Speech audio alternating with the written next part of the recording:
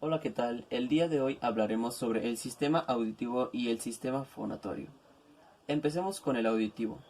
En cuanto a anatomía, tenemos que contamos con un canal auditivo externo, el tímpano, martillo, yunque, cavidad timpánica, ventana redonda, estribo pegado a la ventana oval, trompa de Eustaquio, cóclea, a lo que conocemos comúnmente como caracol, nervio auditivo, nervio vestibular y los canales semicirculares. El oído es una de las puertas principales de entrada de la información que nos rodea. De hecho, nuestro sistema auditivo se encarga de convertir las ondas de sonido que nos rodean en información que luego procesa y descodifica nuestro cerebro. Información que muchas veces nos emociona, como la música o los sonidos de la naturaleza y las palabras. El oído es un sentido tan importante que es el primero de los 5 que se forman en nuestro cuerpo. El sistema auditivo se compone de 3 zonas anatómicas diferentes.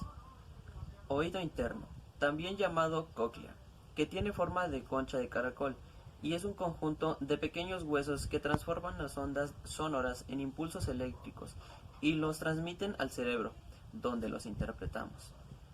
Oído medio, también conocido como tímpano, se encarga de amplificar y transmitir los sonidos que llegan desde la oreja al oído interno. Está formado por 3 huesos minúsculos, donde conocidos como huesecillos, llamados martillo, yunque y estribo. Oído externo. Es la parte que vemos, también llamada aurícula, formado por la oreja. Recoge ondas de sonido y las conduce al oído medio, al que también protege del exterior. El sonido que nos rodea supone información que nuestro cerebro procesa e interpreta después de que las ondas sonoras recorran un camino que podríamos resumir en 5 etapas. 1. El pabellón de la oreja. Recoge las ondas sonoras y las dirige al tímpano, mediante el conducto del oído externo. 2. Estas ondas hacen vibrar la membrana del tímpano. 3. Los huesecillos del tímpano amplifican estas vibraciones y las transmiten a la cóclea. 4. Las ondas mueven el líquido del oído y estimulan las terminaciones nerviosas, llamadas células ciliadas. 5. Estas células envían impulsos eléctricos al cerebro que los descodifica como sonido. Bien, una vez que hemos concluido con el sistema auditivo, pasamos al sistema fonatorio. Hablando anatómicamente tenemos los orificios nasales, fosas nasales, faringe, la boca, lengua, epiglotis, laringe, cuerdas vocales, cartílago tiroide, esófago, tráquea, pulmones, arteria pulmonar, vena pulmonar. También tenemos los músculos intercostales, las costillas, las pleuras, cavidad torácica. Tenemos también a los bronquios, los bronquiolos, la cavidad del corazón y por último el músculo del diafragma. El aparato o sistema fonador se conoce como el conjunto de órganos que acabamos de describir, los cuales permiten la emisión de sonido articulado y además, en el caso exclusivo del ser humano, permite la composición física del habla. Como ya lo mencionamos, ahora pasemos a los órganos que lo componen, hablando de manera un poco más detallada. El aparato fonador se compone de órganos y conductos pertenecientes a 2 sistemas. El sistema respiratorio, en el cual están los pulmones, los bronquios, la tráquea y la laringe, y el aparato digestivo, donde están la lengua, el paladar y la glotis.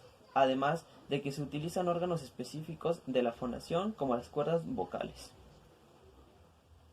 Sistema de fonación. El encargado de generar el chorro de aire encargado de ondas sonoras y que abarca desde los pulmones hasta las cuerdas vocales. Sistema de articulación. El encargado de modular los sonidos, entrecortarlos, modificarlos, empleando el contenido de la boca y los labios. ¿Cómo funciona el aparato fonador? Se divide en distintas etapas.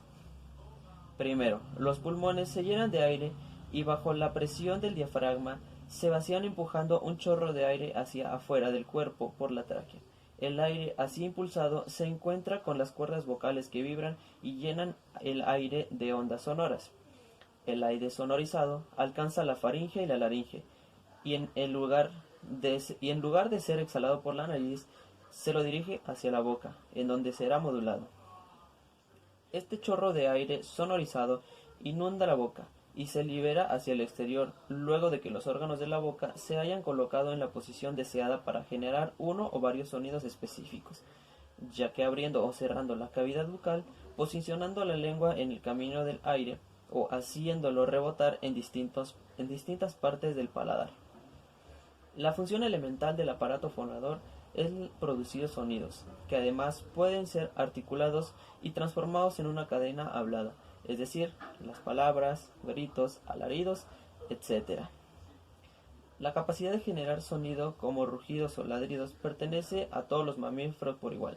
Sin embargo, la capacidad de articular esos sonidos y hacer de ellos un lenguaje es exclusiva del ser humano. También hablaremos sobre el sistema nervioso, ya que nuestro cerebro no solo es capaz de reconocer y aprender lenguajes, sino que además maneja los órganos fonadores para producir los sonidos deseados. El desplazamiento de la laringe se produce en los seres humanos luego de finalizado el amamantamiento, a diferencia de otras especies de primates. Por eso, somos incapaces de beber y respirar al mismo tiempo, pues corremos el riesgo de ahogarnos.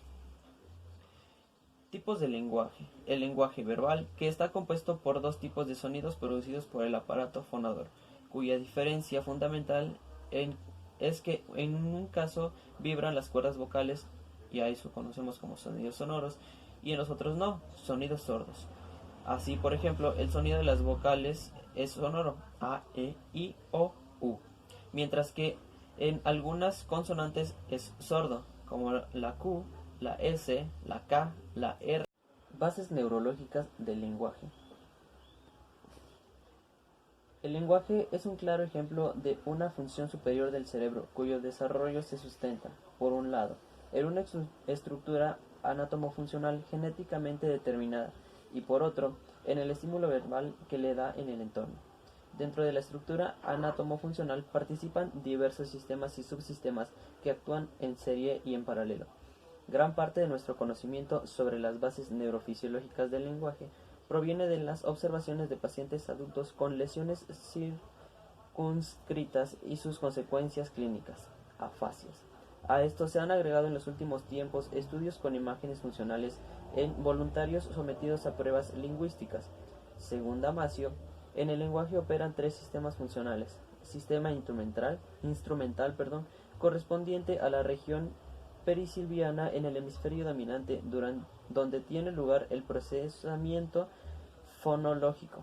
2. Sistema de medición, que abarca áreas temporales, frontales y parietales, que rodean al anterior y donde el léxico se organiza en forma modular, de acuerdo a categorías, acciones y palabras funcionales o conectores.